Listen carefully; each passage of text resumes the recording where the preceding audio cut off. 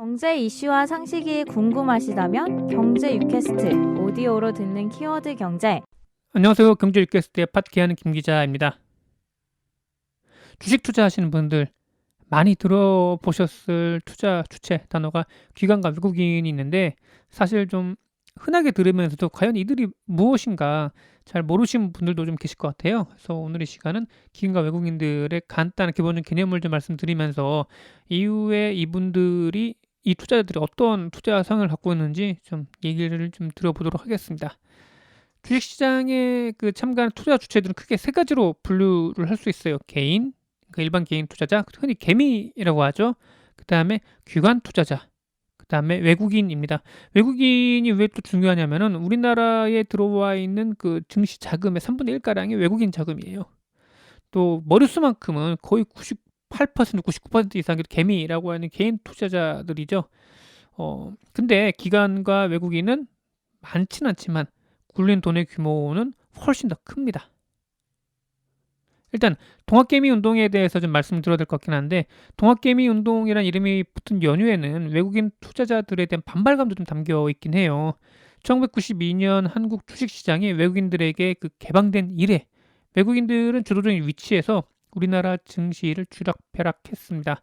지난 2020년 3월 코로나 위기 발발로 글로벌 증시가 위축될 때 외국인들은 서둘러 한국 시장에 빠져나갔어요. 안전 투자처를 찾기 위해 상대적으로 현금화하기 쉬운 주식시장에서 매도했던 것이죠. 당시 우리나라 투자자들 입장에서 봤을 때는, 아니 우리나라에 비록 중국에 이어서 좀 많이 확진자들이 나왔다고 하더라도 증시도 그렇고 자본시장도 그렇고 특히 뭐 제조업 기반의 우리나라 경제도 탄탄한데 왜 나갈까 많이 했었거든요. 그런데 우리나라의 이런 증시를 비롯한 이 자본시장이 좀 소규모 개방 경제이고 언제든 빼갈 수 있는 시스템이다 보니까 이런 위기 때 돈을, 현금 수요가 높은 외국인 투자자들이 가장 먼저 빼가는 또 곳이 또 한국 시장이기도 해요. 그래서 상대적으로 우리나라가 좀 많이 손해를 좀 보긴 했죠. 이때 빼앗긴 주식시장의 주도권을 찾아오자 의미에서 정해졌던 게 동학개미 운동이었습니다. 그동안은 외국인들이 주도를 했는데 이제는 우리가 나서야 될 때다. 나라도 살리고 나의 이익도 올릴 겸해서 많은 개인 투자자들이 또 이제 저가 매수의 기회를 여기고 주식시장에 많이 들어왔죠. 덕분에 우리 증시는 빠른 회복을 좀 가져왔습니다. 외국인들이 다시 들어오는 기반이 좀 됐어요. 여기서 외국인 투자자는 누구일까요? 월스트리트 투자은행의 트레이더를 생각해 볼 수도 있지만 생각보다 많이 다양하다고 합니다. 그 중에는 진짜 미국 투자은행의 뭐 트레이더들도 있죠. 근데 중국이나 일본, 아프리카, 남미 등도 있어요. 이를 합쳐 외국인 투자자라고 하는데요. 여기에는 투자은행, 뮤추얼펀드, 연기금, 헤지펀드 등도 다양합니다. 신흥국 시장에 직접 투자하는 외국인 개미들도 있고요. 그 다음에 뭐 외국인 투자자들의 특징은 소형주보단 대형주, 이 중에서도 삼성전자나 하이닉스, 현대자동차처럼 글로벌적으로 많이 알려진 기업을 선호한다는 점이에요.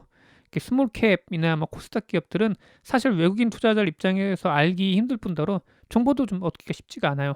그러다 보니까 코스피 상장 기업에 투자가 많이 몰리곤 합니다. 그리고 이들의 특징은 뭐냐면은 한 번 종목을 선정하면 목표 수량을 채울 때까지 지속해서 매수를 한다는 점입니다. 매도할 때도 지속적으로 해요. 주가의 지속적인 상승 혹은 하락을 일으킬 수가 있어 외국인 투자의 영향력이 매우 큰 편입니다. 개인 투자자들이 HTS나 MTS 등을 보면서 이들의 동향을 살펴볼 필요가 분명히 있는 것이고요. 또 외국인 투자자들의 특징 중 하나는 한국, 중국, 대만 등을 놓고 비교한다는 점이에요. 이게 무슨 말이냐? 그러니까 한국, 대만, 중국을 한 뭉텅이로 놔두고 뺄 때 빼고 넣을 때 넣고 같이 넣는다는 얘기가 되는 거죠. 우리나라 입장에 봤을 때는, 아니 왜 우리를 대만, 동남아, 중국이랑 같은 묶음을 해? 할 수 있겠지만은 외국인 투자자들 입장에서 봤을 때는 하나의 아시아 시장, 신흥국 시장으로 분류할 수 있게 되는 거죠. 물론 약간 다를 수 있는 게, 일본 같은 경우에는 일본 엔화가 국제적으로 인정받는 통용되는 통화이고, 그 다음에 3위 경제 대국이잖아요. 그래서 좀 예외적으로 일본은 또 따로 보긴 하는데, 어찌됐건 간에 저찌됐건 간에 우리나라나 아니면은 대만, 중국 시장에 들어올 때는 확 들어오고 확 빠져나갑니다. 그렇기 때문에 이들 특히 중국 시장의 방향성을 좀 보는 게 그날 한국 증시의 방향성, 그러니까 오를지 내릴지에 대해서 볼 수 있는 결정적인 바로미터 역할을 합니다.